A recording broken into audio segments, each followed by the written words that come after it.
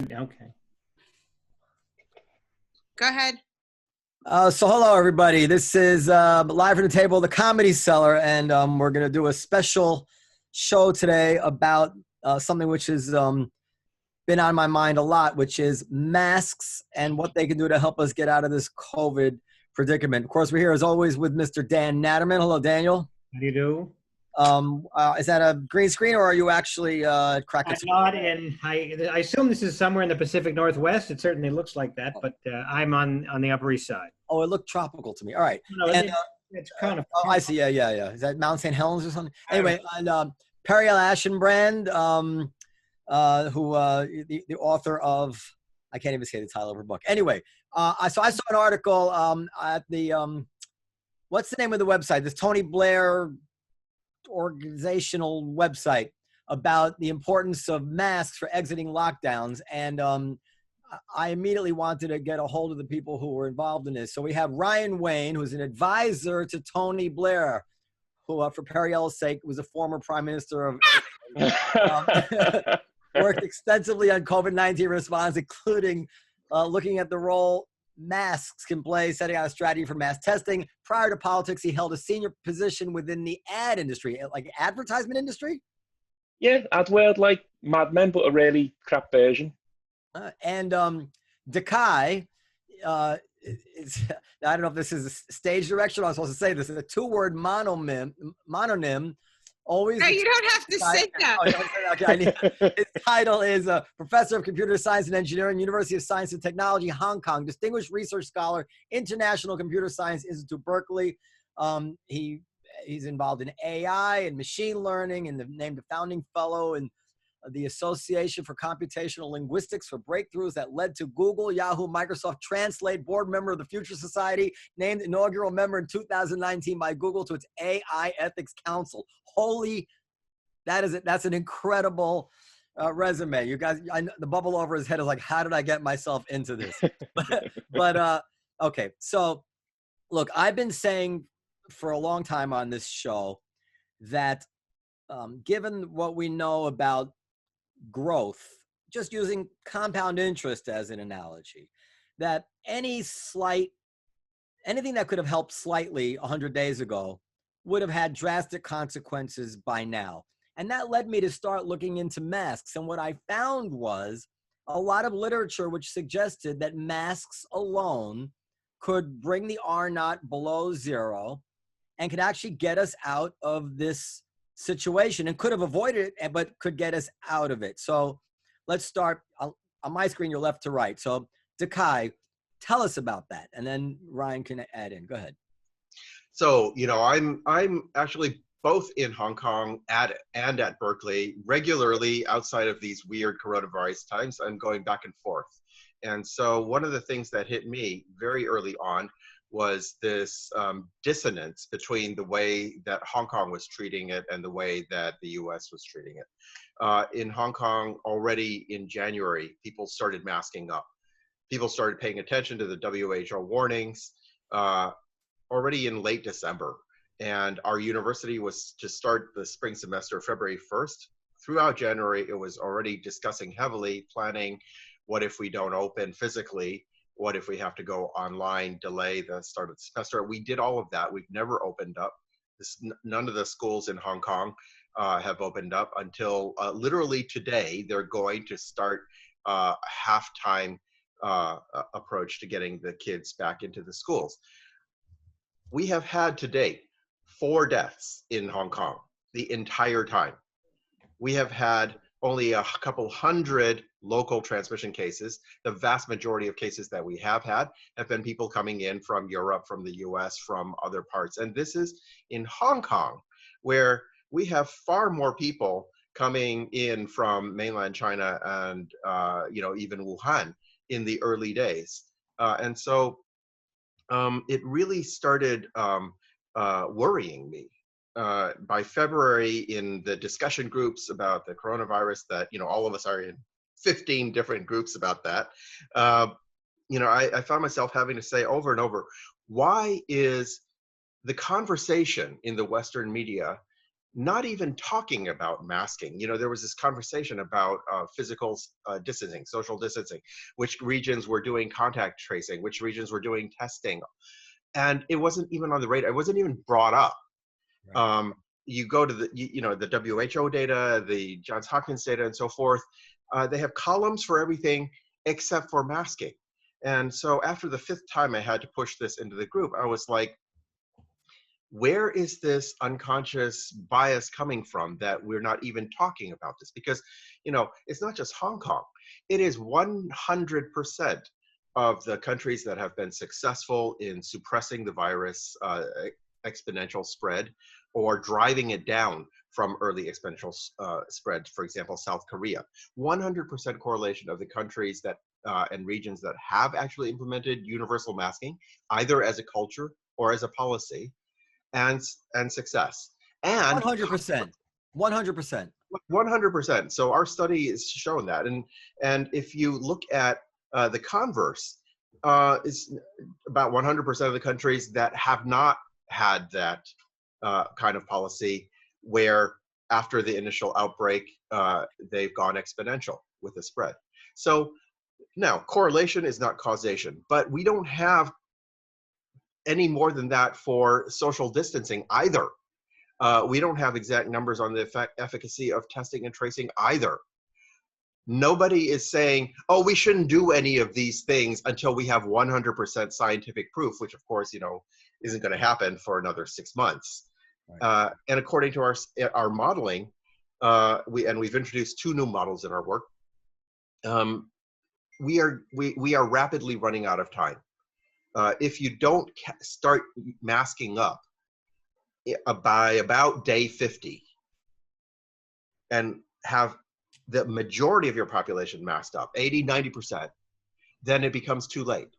If only half your population masks up, it has basically no significant effect at all because of the exponential spread that you were talking about, Noam. If you wait until about day 75, it's also too late because you've let it spread too far. And, so this is not countrywide. The US has gotten hit in different places at different stages. New York, obviously, unfortunately, got hit early and hard. It's way past day 50 for New York. But for many parts of the country that are maybe more spread out, there is still time for people to get masked up. And this is super urgent. So Ryan, do you want to add something to that, or should I can I follow up question on that? Ask a follow up question. Yeah. So isn't it, we're way past day 50, but isn't it also always still day 1 in the sense of prospectively, the cases that are out there already will resolve one way or another. And among all the people who haven't gotten it yet, we're still at day 1 for the next, 50 days. So what would be the effect of all masking up now? Absolutely, because New York has. Well, I'm sorry. I was going to ask that for Ryan. I'm sorry. Oh. Go ahead, Ryan. Yeah, sorry. Could you say that again? I didn't think that was for Kai. So, well, what I was saying is that the Kai was talking about we're way past day 50 here, but I'm saying in another sense we're always at day 1 because there's the next future of the people who have not yet caught the virus. So what is your take on what the effect of masking up today would be?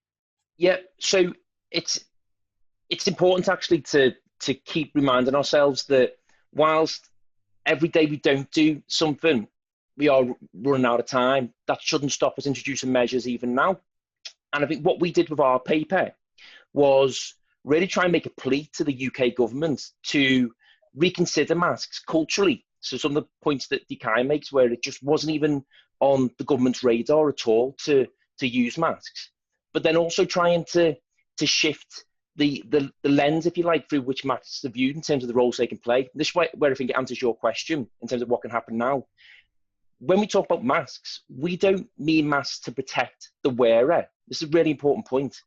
We want to see mask wearing to protect people outside of the wearer. And so what we mean by that is the masks form a transmission, a barrier to the droplets of infected people. And therefore they prevent other people getting infected as opposed to the individual themselves. So to the Kai's point, it makes absolute sense then to roll out masks to as many people as possible. You basically want mass population coverage of these so that no one is transmitting the virus to anyone else. So relating to your question, if we introduce it now, sure, there's a significant number of infected people. Now, lockdowns played a part in reducing that. But those who are infected, they're forced or mandated to wear a mask. It's going to reduce the number of people who they can then infect. And going right back to what you said at the beginning, that is going to have a positive, a pretty dramatic impact actually on the R rate, which is the thing that we're all trying to grapple with and pull down. So, okay, so for instance, just because I find that people pay attention more when I put stuff up on the screen. Oh, Periel disabled screen sharing for some reason. Okay. Can I ask the Kai? I mean, so this 50-day thing, are you saying that it's too late? Are you contradicting Ryan in that regard with regard to New York, that it's too late to wear a mask? Right. No, this is absolutely an important qualification. So in the models that we built, these were assuming scenarios where you didn't do anything, and comparing that with situations where you actually put on masks at different levels.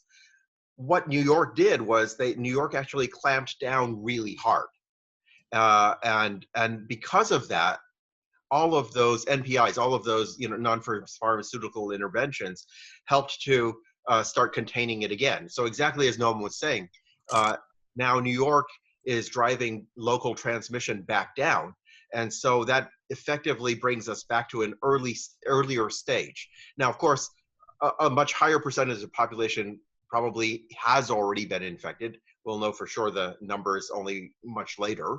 But because of that, it is once again important, especially as we start lifting lockdown measures, to mask up, because we've pushed the timeline back a little bit before day 50. The day 50 is if you are not doing very much of anything, right? And obviously New York has been doing a lot. So it is absolutely critical to mask up as we start lifting down the measures, and then to do the testing and the tracing really hard, so that if we start experiencing second waves, as many other countries and regions that have been trying to lift lockdowns have experienced, then we have to sort of crack down a little bit harder on that until we drive it down again. So there may be successive wet spikes, and then everybody sort of has to say, okay, let's back off a little bit, and then try again a little bit. So wearing masks is the best way to help to increase our odds as we try and attempt to do that. So I want to come back to contact tracing in a second, actually. But so there's a headline here from Vanity Fair. You can see it, right? 80%, if 80% of Americans wore masks, a new study would say infections would plummet. Now, when I hear that, I'm like, well, there's no such thing as plummeting. Plummeting is a direction, and the direction either continues down to zero or it continues, to herd immunity. So when I see plummet, I see the light at the end of the tunnel as it continues to plummet. Is that headline accurate in your estimation? Whoever wants to answer that. I mean, you just look at Hong Kong. Sorry, right? Shall we take turn? I mean, Hong Kong, we actually have experienced that plummet. We went 23 days recently in a row with no local transmissions. Wow. That's plummeting. Incredible. So I'll show you, and I'll just show you. So something came out. I saw it on Marginal. You guys check out Marginal Revolution, Tyler Cowen's site from time to time. So he had this new paper, Critical Levels of Mask Efficiency and Mask Adoption Have Theoretically Extinguished Respiratory Virus. There was this study that I think you guys had this same graph here, this that's right, yellow to blue thing. I'd seen that like 2 or 3 weeks ago. This came out, if not more. Yep. And essentially it says basically if 80% of the people wear masks and the masks are 80% efficient, or even less than that, looks like 70 and 70 or something, that would be enough to bring the R naught below zero. So what I'm wondering if I could get you guys to do me a favor. Can you write a paper,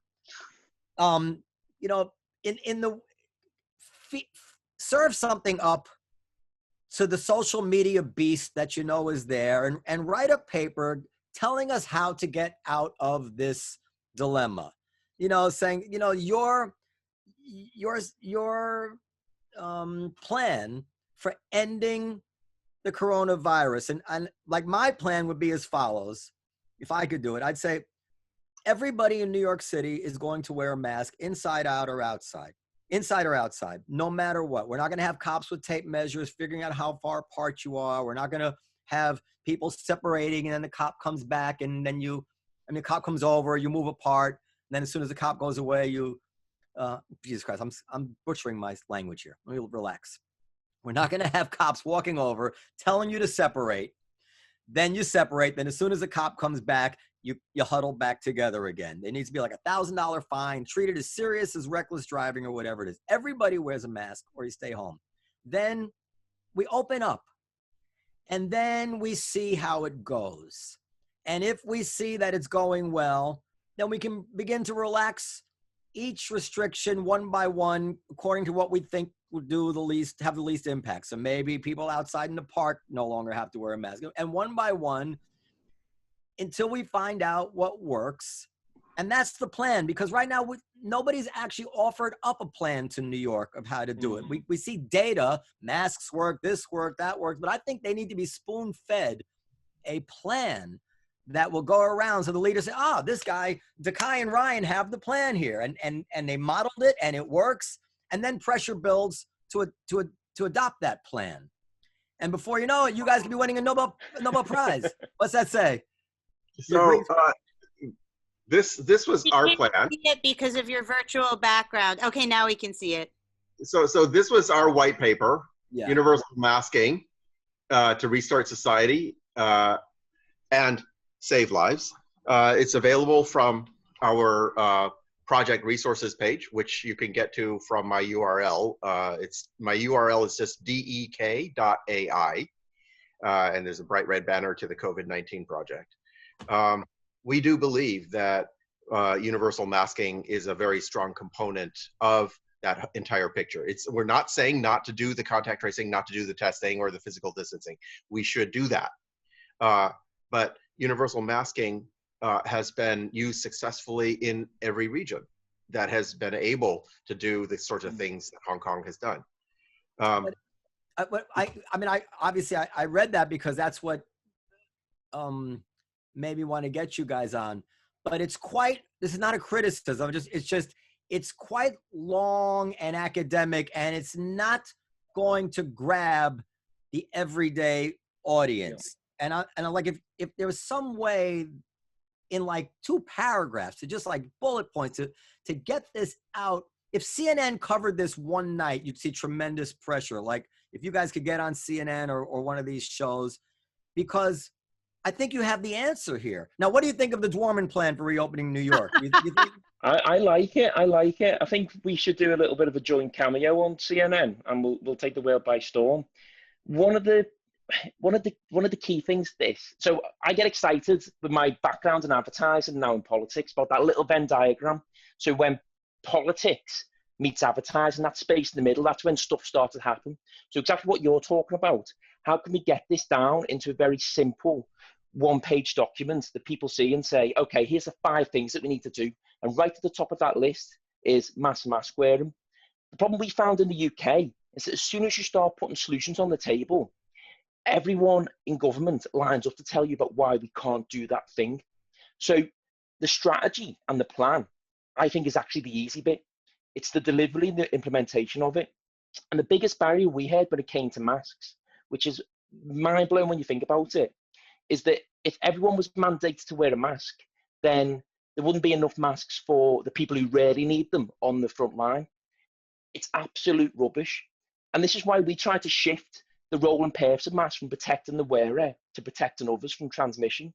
Because even just covering your face with a sock, so stopping fluid and droplets leaving your mouth, has a big impact on your neighbour. And it's starting to change the mindset a little bit of the individual and the citizen too, to really start thinking about other people rather than themselves. And I think there's something quite compelling about that. I think we're in an age when, as a message, as a piece of communications, being able to say to people, look, here's how you can do your bit for other people could be quite compelling. And wearing a mask is one of those things. One of the things that struck me in that other paper I showed, which had a lot of like high level calculus and stuff, but one thing I did seem to glean from it is that the effectiveness of the mask is squared if two people wear it, such that if two people wear rags over their face, it might be more effective than a single person wearing an N95 mask. Did I get that right? That's what it seemed to be saying. This is actually, in fact, what the simulation that we put online that everybody can try does.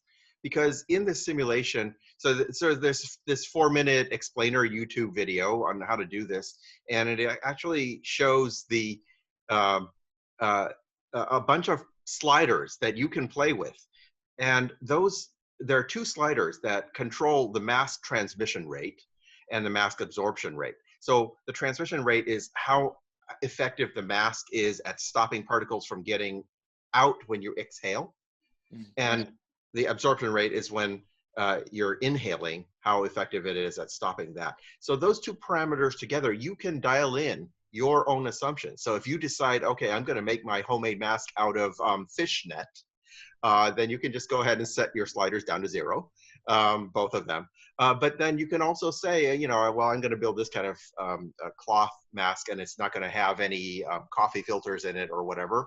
And so then you can just set it to whatever efficacy you want to. And because you can control those separately, this model, which is the one that's sort of running in my background right now, will actually let you see for yourself the impact when people are wearing masks, and how that combines in both the transmission and absorption direction. And you can see that if in case someone's listening but not watching, dek.ai, http dek.ai. I didn't know AI was an extension on the internet. Okay, actually, I actually played with that. It's pretty interesting. Contact tracing. So am I wrong here? Because a lot of people keep telling me about how important it is to wash my hands and how much virus is being spread by touching surfaces and stuff. And to me, that I don't believe that's really true, or people really believe it's true, because if that were the case, then how far could contact tracing get us? If people were catching viruses by touching stuff an hour after someone else was in the restaurant or something, would contact tracing even work that well? Contact tracing, I think, could have a profound impact on containing the virus, because if you think about how it works, if I'm in your proximity, and even if there's a small chance that I've passed on the virus to you, I don't know, by coughing over your shoulder or wiping my hand accidentally on your face, which is something I have been known to do, then contact tracing will mean that we can identify, you'll get an alert on your phone, say, and it'll tell you to self-isolate. Or, and this is really crucial, if you've got a proper testing strategy in place, so if states and countries have built up their testing capacity, you'll get an alert on your phone saying that you come to contact with someone who has got COVID-19 or has exhibited the symptoms of COVID-19. And therefore, you can go for a test, and then that test come back positive or negative. If you come back positive, then that then triggers a chain of interactions with people you've come into contact with. And what you're doing is, you're outrunning the virus. At the moment, we're just letting the virus outrun us. Obviously, lockdown's a little bit different from that and stops it. But out of lockdown, you're letting the virus run at its own pace. Whereas what we're trying to do here with contact tracing is saying, okay, you might have it, step back from society, lock yourselves down, let everyone else carry on as normal. And then if the virus is isolated, you can start to see how it might then disappear. And that has a positive impact then on the R rate, which pushes it below 1. So, and is there a but that implies that most people are getting it by being in close proximity to each other rather than touching something that somebody touched yesterday, right? Yeah, and the papers we've looked at certainly show that most of transmissions happen in households actually, and on public transport, so in small contained spaces. What about wearing masks? Because most of the things that are shut down right now in New York are bars, restaurants. Of course, Noam's a comedy club owner. That's been shut down. Places where people eat and drink. So if we're going to use masks, how are we going to do it in restaurants and bars and places that serve food and drink? Or we cannot? You're saying that has to wait until the virus is completely gone. So in Hong Kong, the restaurants have never been shut down. All we've done is the sensible physical distancing. So tables were set apart by 6 feet. And we had each table would have a maximum of 4 people at it.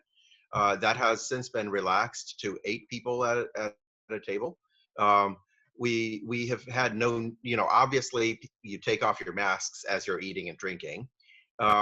And so because of this combination, we haven't needed to close down the restaurants. Are people wearing masks in between taking a bite, taking a sip, or are they just going mask altogether? No, once they sit down at the table and the food is served, they basically take off the mask for the duration of the meal. Now, so that'd be great. Is there any possibility of something? I remember reading, I'm going to get it wrong, but there's some childhood vaccine that apparently is common in Asia that's not common in the West. And some people speculated maybe that vaccine gave some advantage to people from Asia. You know what I'm referring to? Yeah, I don't think that's accurate. It fails to account for the fact that actually the infection rates in Asian Americans, as well as some other countries, is also like half of that of the rest of the population. Yeah. But this has to do with this acceptance of hygiene. It's masking. It's also taking shoes off at the door and other things like that. So there's really strong cultural tendencies. I don't think it's some vaccine somebody has had. Periel, you're almost at half an hour. Do you want to say something, Periel?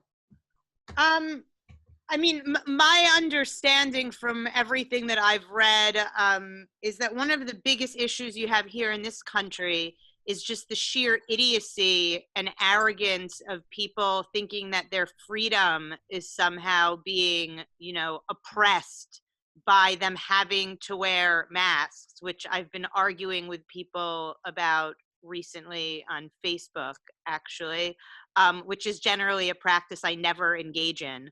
But to Ryan's point, it's just astonishing. And I think America might be the only place in the world, although what Ryan is saying is suggesting that perhaps that's not the case, where you could even imagine that would be a thought that occurred to somebody. Well, I want to say a word on behalf of the American public. Nobody's actually explained this to them.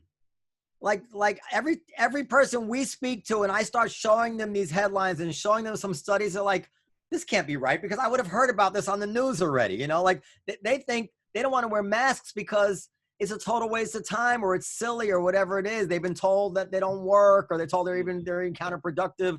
I think that they need to.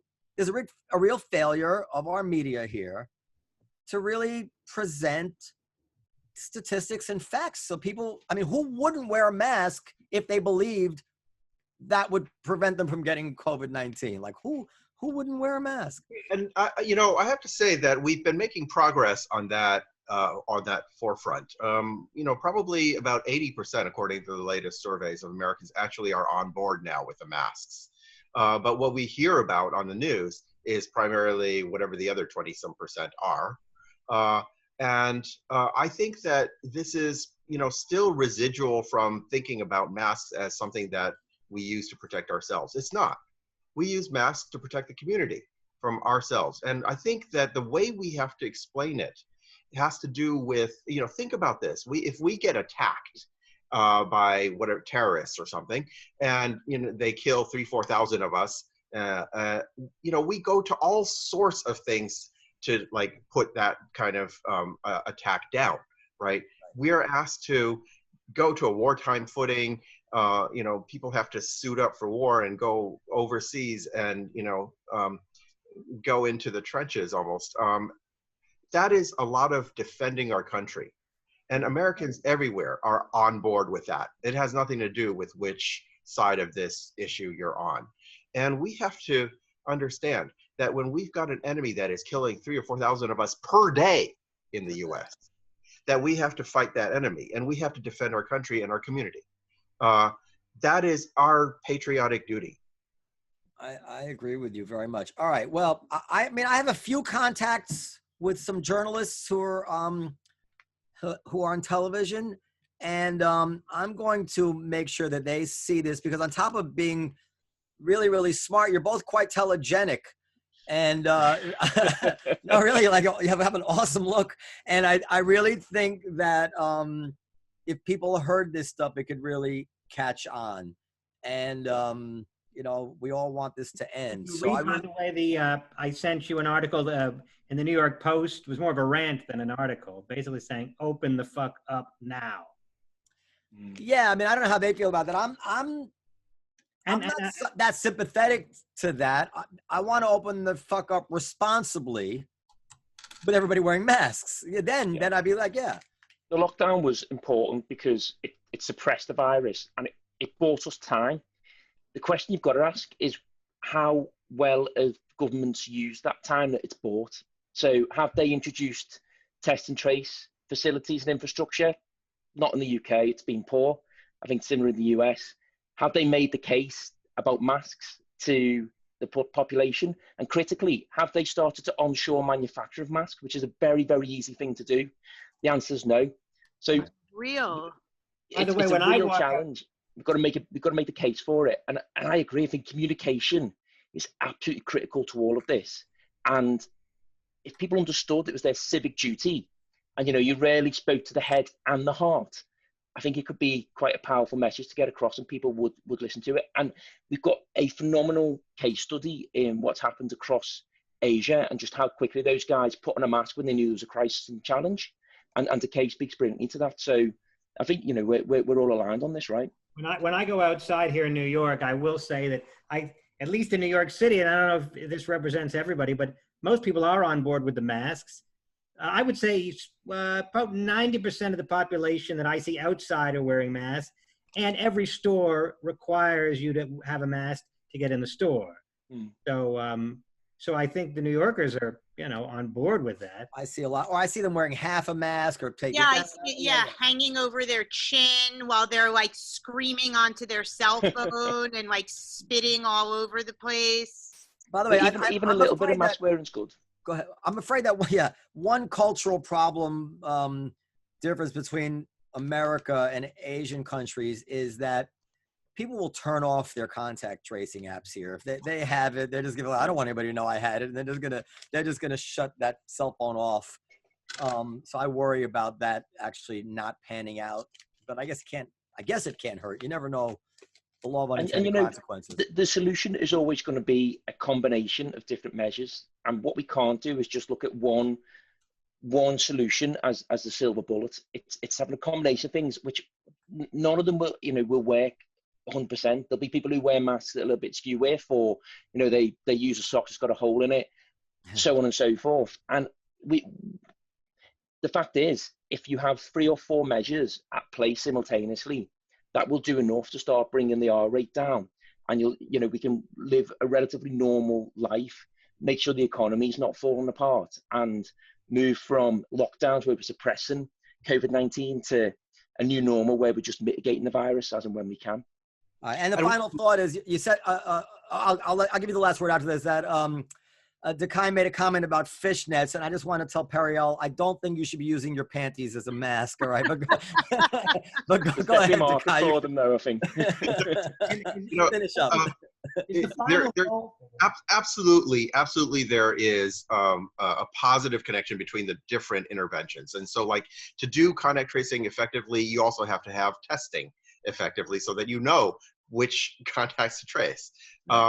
And when you have masking, that helps reinforce with the social distancing, because the physical distance, when you're wearing masks, if you're 6 feet apart from other people wearing masks, that combines to give you much greater effectiveness. Oh, that's a good question. How close can we get to each other if we're wearing masks? I think it's still a good idea to maintain that kind of distance if you can. Now, if it's a very small group that you're always hanging around, then obviously you can be closer. But you want to try to reduce the mixing proportions, right? So you don't want too many people who don't run into each other all crammed together, because then it's going to increase the chances of spread. And there is a lot of evidence that even for countries that had universal masking and succeeded, that did not do much contact tracing. So Japan didn't do any. Japan, I'm talking the Czech Republic, Slovenia, Slovakia. They didn't have much tracing infrastructure in, but they had the universal masking, and they successfully fought down the spread of the virus. Japan is amazing. Was the final goal elimination of the virus, or via it can't find a host, or via herd immunity? But as via herd immunity, you might want to encourage people to get it, no?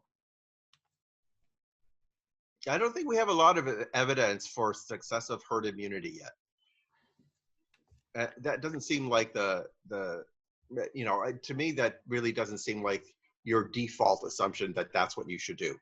I think countries that are doing that, basically, mostly it's because they were underprepared at the beginning and sort of found themselves in a position politically where they had not much choice left, whether they acknowledged that that's what they were doing or not. I mean, if a vaccine could potentially be coming down in January, let's say, then wearing masks until January, as you said, it should be something that pulls us all together. I mean, it's not asking a lot. We're locked in our homes, losing tens of thousands of dollars, and now you're complaining about wearing a mask? Like, let's just pull together. We should, instead of Rosie the Riveter, we need to have Rosie Myrna the mask maker or something. Mask maker, make me a mask. All the fact, I never had much faith in the federal government commandeering factories to make ventilators, but certainly they could make masks. There are mask companies banging on the door saying, give us space, find us a factory, we'll move some of our operations from China, or we'll build machines in China that we can import over here. It creates jobs for local people, and you're able to onshore supply and make sure that you've got your own distribution. That gives you security in your supply chains, and it means that you don't end up in a situation which is where the UK and the US found themselves, as COVID took off, which is where you're shouting at China, and then you're asking them behind closed doors if they can send over millions of masks at the same time. Yeah. All right, gentlemen, it's been an absolute pleasure, and I hope we're doing a public service here, and I really want to try to help you guys get your word out. I'm more convinced than ever after just speaking to you and seeing you and kind of taking the temperature of your credibility that I really, it's true. Like, we had Alex Berenson on, Alex Berenson, and afterwards I was like, I just not buying this guy, but you guys, I feel even more confident about. So anyway, be safe. I know none of us are wearing masks, so I guess. Oh God, you cause out. There goes the credibility. I'm sitting in a crowded bar here. Actually, you can't tell. If they do open the world up again, I'd love to meet you guys in person. If you ever want to come down to the Comedy Cellar and hang out and have a drink. Anything else? That's it. Thank you so much. If somebody can invent a mask that doesn't kill my ears, I'd be most grateful. The way it goes in the back. Periel, send me the link to this as soon as you possibly can tonight, so I can send this. I have somebody in mind I want to send it to. That maybe I will. I have one more question, which is, if you guys have to go, you don't feel obligated to stay. Noam or Dan could maybe help answer this. So wearing a mask, I know, helps you to not get other people sick, but doesn't it prevent you at all from getting sick? Or is that contingent upon if you're wearing a KN95 or a cloth mask? Exactly that. So the disposable surgical masks, or the custom-made masks, see them as protecting other people, and then the N95 masks with the filtration in, the ones that our doctors and nurses wear, they're the ones that protect the wearer. What about the KN95 ones? Yep, those protect the wearer. Yeah. And by the way, I just bought 100 of them. They're available on the internet. You guys wait 1 second, just for the viewer. 1 second. Hang on. Yeah, don't wear the masks that have the exhalation valve. Those are made for medical workers who have to be confronting patients for 24 hours a day. And so they're designed to let them exhale with no effort. And there are little flaps that open up on the exhale. That will do nothing to help protect the people around you. So we need to really, to Ryan's point, separate medical PPE from the kind of non-medical masks that we're talking about here for the general public. That's a huge point. I'm happy you said that. I'm happy we stayed on to do that. Go ahead, Periel. Okay, just for viewing, if we're going to really do a public service announcement, let's do them properly. This is just a cloth regular cloth on. You see I have my little I love New York sign there. Nice. This is not going to prevent, this is going to prevent you from getting other people sick, right? Yes. Yep. Yeah. This is a disposable surgical mask, which I actually got the last time I was in the Comedy Cellar before you guys closed. Same. I'll protect others. This is a KN95 mask, Ooh, nice. okay? Look at that. Hot. And that protects Okay. both you and Ariel, they gotta go. Okay, they can go. Oh, well, no, I want to go too, actually. Well, you can go in a second. And the last one is the N95, which are for the doctors and the healthcare Oh, workers. they're the same. K and the N are basically the same, from what I understand. No? The N95s are better, right, guys? It depends on the they're fairly comparable. Okay. All right. Yeah. So that's what I've got. Okay, gentlemen, really, I can't say it enough. This was fantastic. I really appreciate it. And please, hopefully we can talk again when something new happens on this issue. Okay. Where can everybody find you guys? Dekai, we have your site up, and Ryan? It's, I'm at Twitter at Dekai, DEKAI 123. That's my Twitter. Nice. and I'm on Twitter as well, so it's Ryan and then _ Wain, which is WAIN, and you can find me on the Tony Blair Institute website as well. Thank you guys so much. You were so nice to come on, and it's been nice chatting with you over email too. And I'll let you know when this is up. Spread the word. Pleasure. All Thanks, right, guys. guys. You have a Thank good work. you. I think Noam left. All Bye, right. Well, Dekai. And you can find us at Live from the Table on Instagram, and you can email us at podcast@comedycellar.com. Thank All right. you. See you next time. Bye, everybody.